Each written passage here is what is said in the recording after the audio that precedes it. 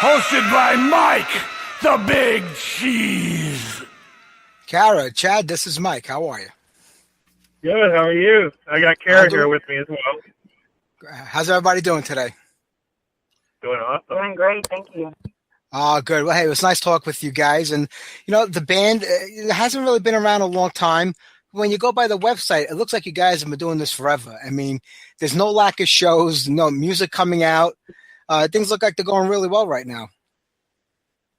Yeah, we're doing. We're hanging in there. You know, we're having our bumps and bruises here and there, but we power through them.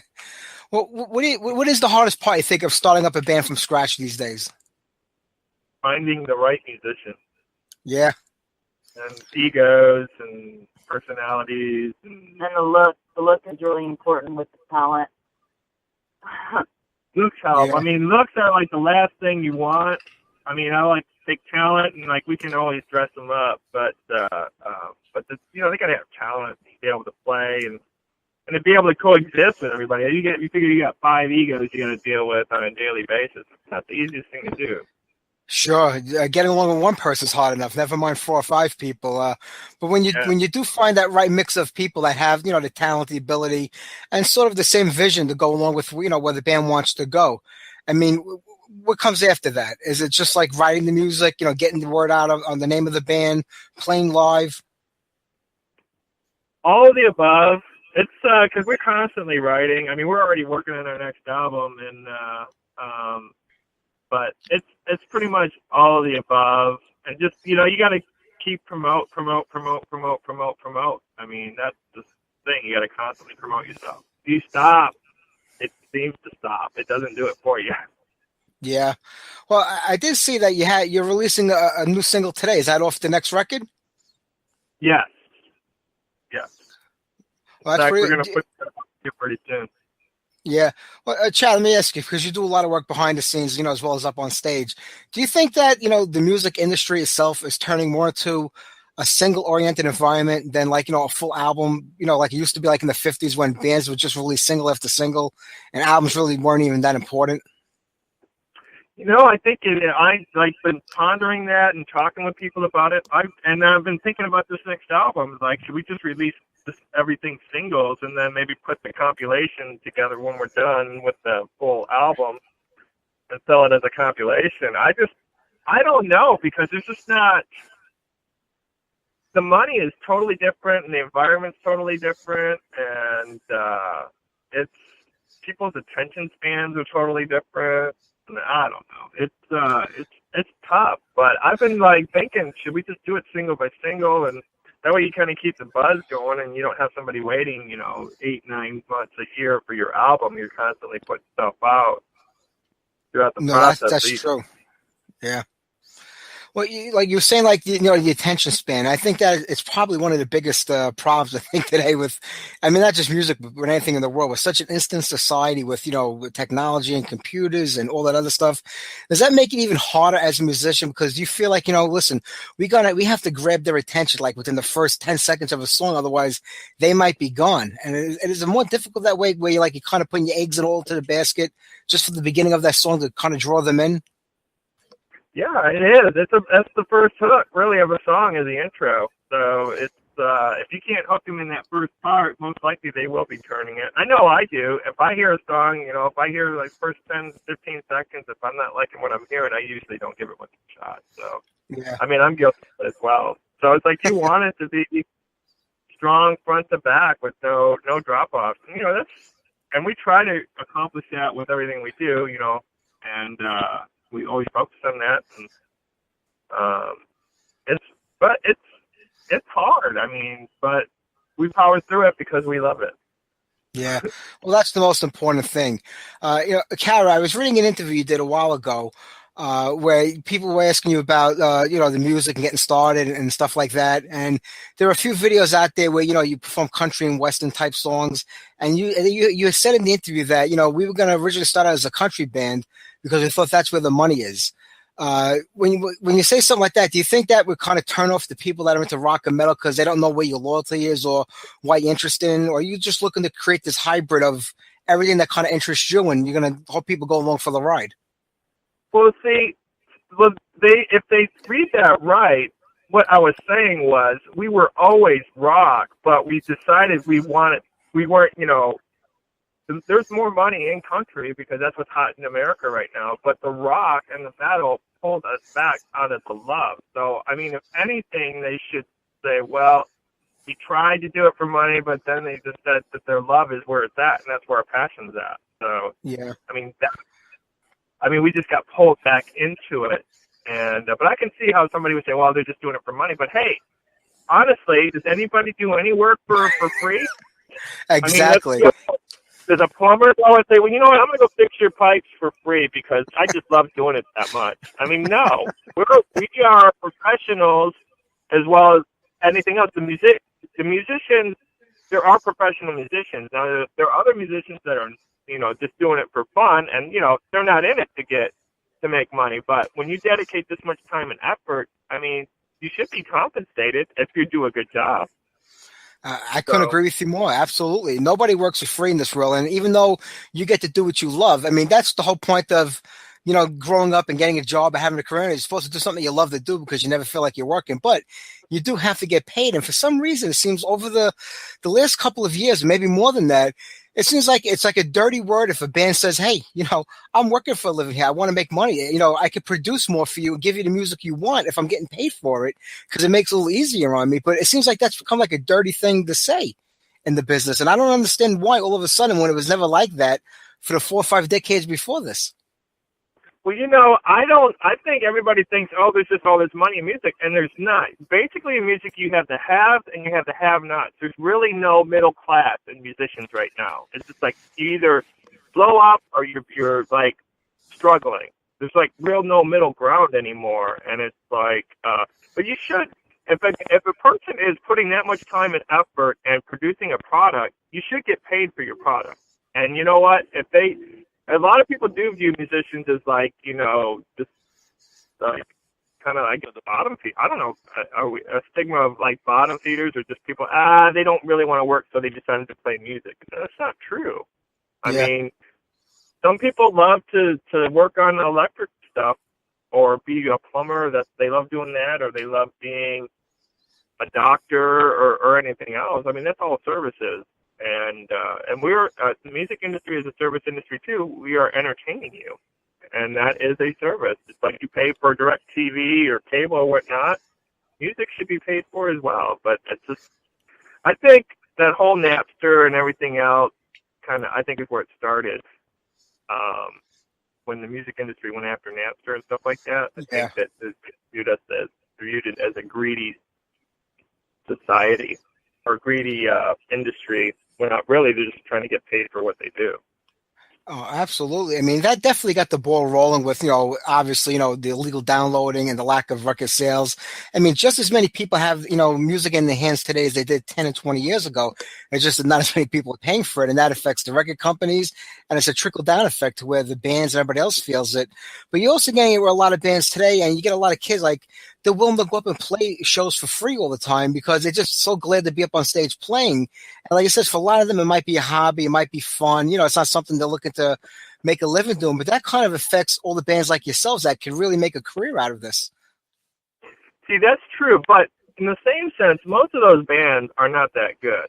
So my thing with club owners are if they expect band to come in and not get paid, you're not going to get a very good band.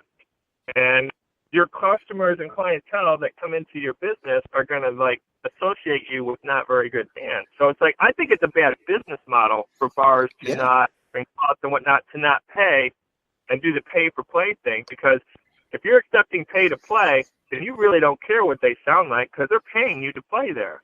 But your club's going to be associated with bad music. So how long can that model really last? And I see that a lot, like here in Texas and stuff like that. Clubs that do that, they don't last very long because they don't care about what they're giving to their customers. And their customers, if they're coming, they see live music, you know, they're hoping that it's going to be good live music. And if they come in there and it sucks, they're probably not going to come back, no matter what, because they're going to associate your club with bad music. And I just think it's bad for clubs to model that and expect the bands to have to bring in all the crowd. I mean, honestly, it should be a partnership. A band should bring their crowd, and you should have your crowd, get them together, and everybody makes money.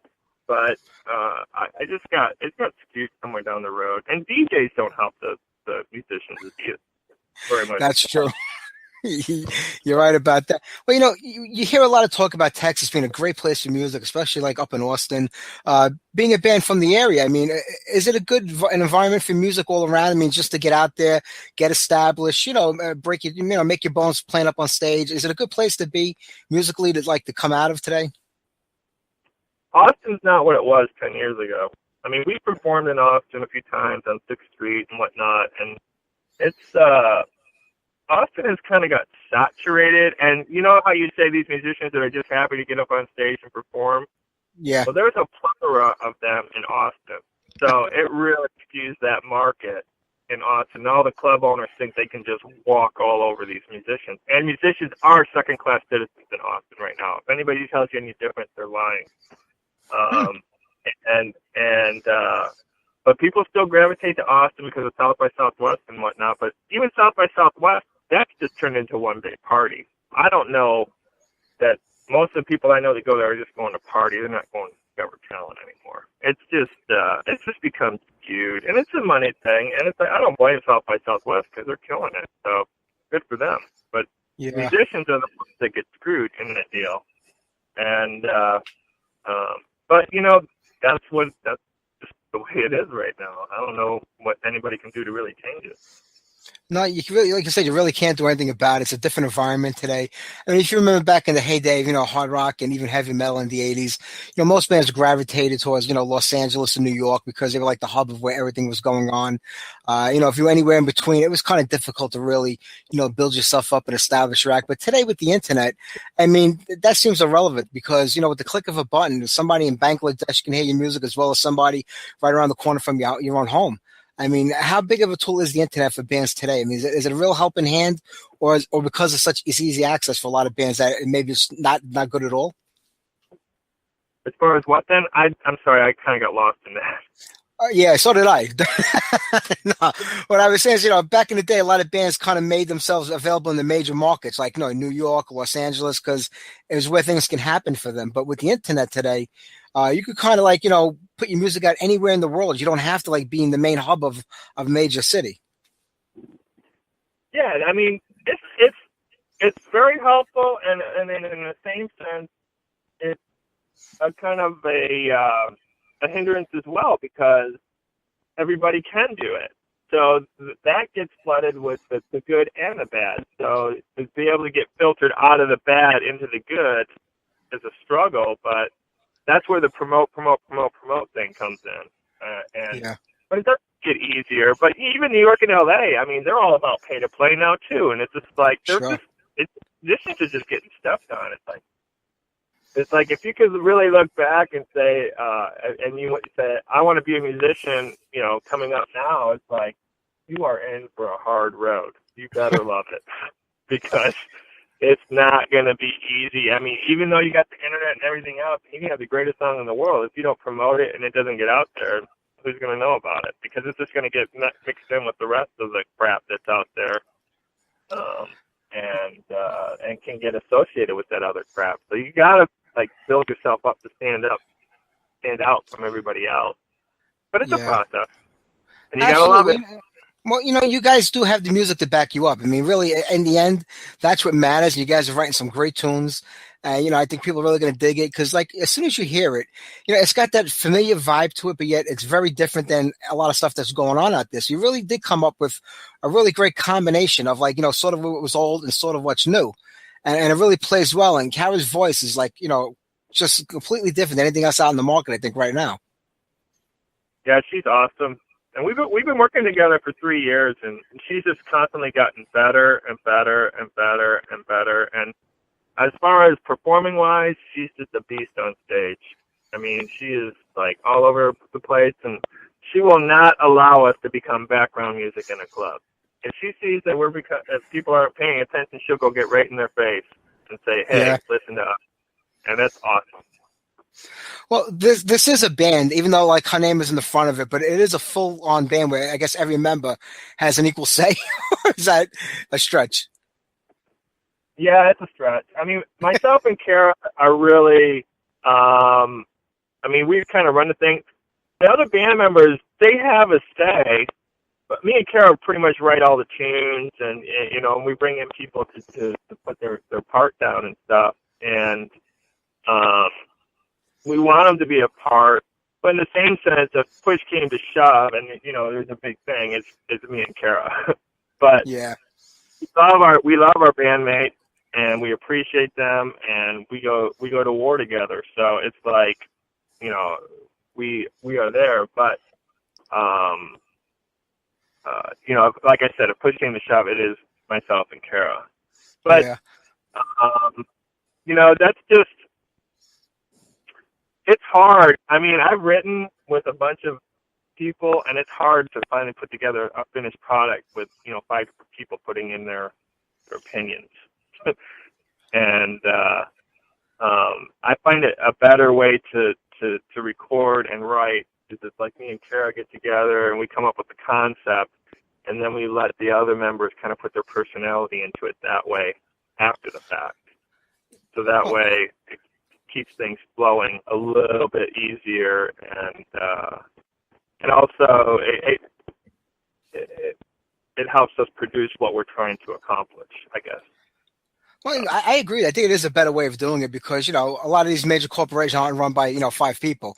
They're run by 1 or 2 people that basically make all the decision. Everybody else knows the plan, and they go along with it because they know those people have the best interest of everybody in mind when it comes to the music. And yeah, it has to be a lot easier than having to consult and go over things with 4 or 5 people. And then I think just things turn into chaos after a while in that situation. Yeah.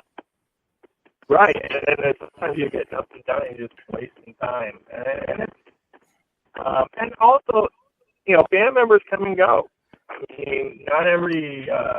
Myself and Kara, we're in it to win it. We're going to go as far as we can possibly push ourselves to go, and we're hoping that people that are with us want to go along for the ride and hopefully enjoy the fruits of all of our labor. But it takes love and dedication. But there's other like life problems that everybody has to deal with, so that get in the way a lot of times. We all know that. But you know what? You guys are putting out a solid product over there. Chad, before I let you go, why don't you tell everybody where they can go to keep up with the band, find out where your shows are, because you guys do play out a lot, and people can get a chance to see you if you're in the Texas area, and where to pick up the new album and the new single. www.careandthedamnband.com, and then we also have our Facebook. But if you just go to the website, it links to pretty much all of our social media sites. And then you can also, the videos on YouTube, and check us out. I think if you just do a Care and the Damn Band, our videos will pop up on YouTube. And it's Damn is D-A-M. It's not D-A-M-N. It's just Damn. And I think that's about it. You can find us on that. We will be releasing a new single today. It's not going to be released on iTunes. We're just going to release it out on our Facebook page and for people to get a taste of what we're trying to do. And then I'll probably release it on iTunes in about a week or 2.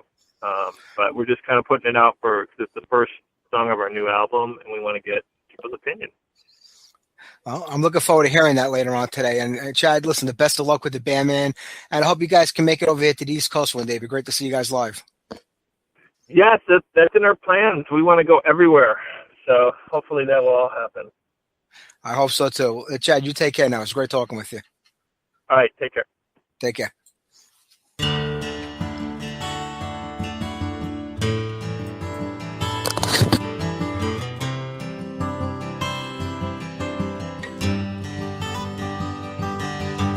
There was a time when you needed my love, and that time soon passed away. You got bored and found someone that had the right words to say. She was all that you wanted, and her body was all that you got. And then she put an end to you, thinking she was high. I saw you cheat.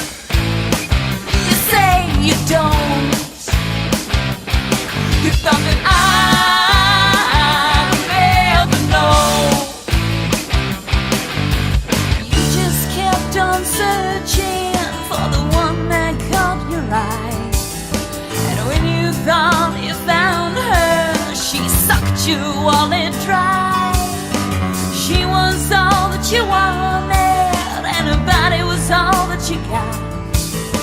And then she put an end to you, thinking she was high. I saw you cheat. You say you don't. You thought that I'd never know.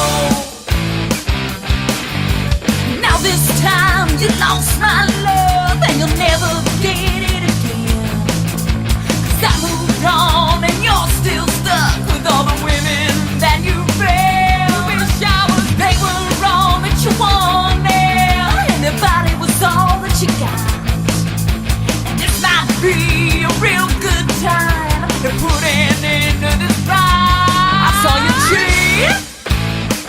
You say you don't. You thought that I'd never know.